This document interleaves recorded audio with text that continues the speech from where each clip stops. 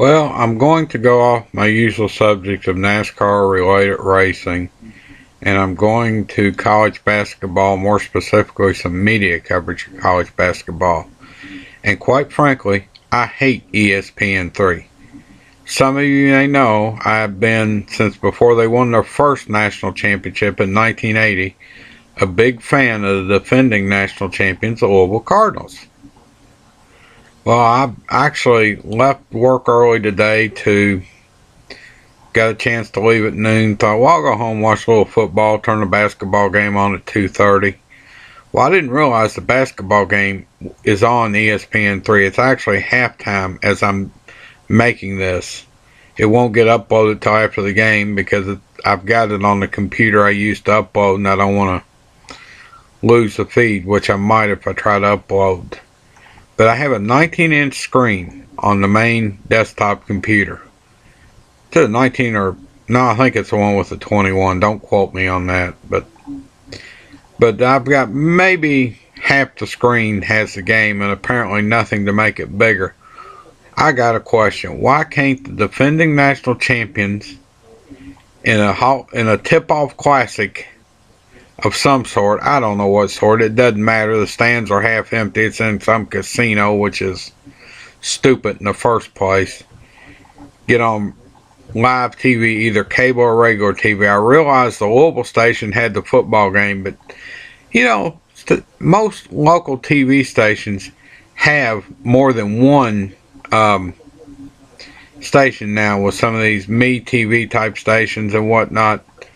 Why couldn't, if allowed by ESPN, and ESPN may not have allowed it, couldn't they have sent a crew up there and done it on their other station? I just don't get it. I hate ESPN3, and that's all there is to it. That's the whole point of this. Probably the title. I hate ESPN3, and I usually don't go that strong with titles, but I will today. I am glad I can at least watch it on that, but it's pathetic compared to watching it on a regular TV. The feed is not very good. It starts and stops. The only thing I actually enjoyed, and I thought I wouldn't during the first half for a time, they had Mel Daniels, who back in the ABA days in the 60s and late 60s through 1976, during some of that time played for the Indiana Pacers. And quite frankly, I was a Kentucky Colonels fan.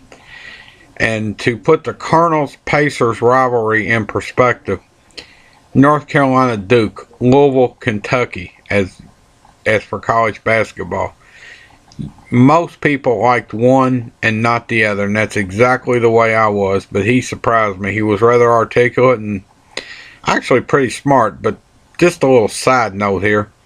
The dumbest question ever asked in a long time by a commentator, Mel, did you play for a coach as far as Rick Pitino? And I was laughing when he asked it because I knew the answer, because Bobby Slick Leonard, who was a longtime coach of the Indiana Pacers, I think he still may do TV commentary, not positive on that, but he was twice as far as Pitino, if you can believe that. Plus, he probably held the ABA record. This is not confirmed. These records may not even exist for getting thrown out of games. I'm thinking, you ask a question like that, you're either young or you're baiting them. Just my take, but I hate ESPN3.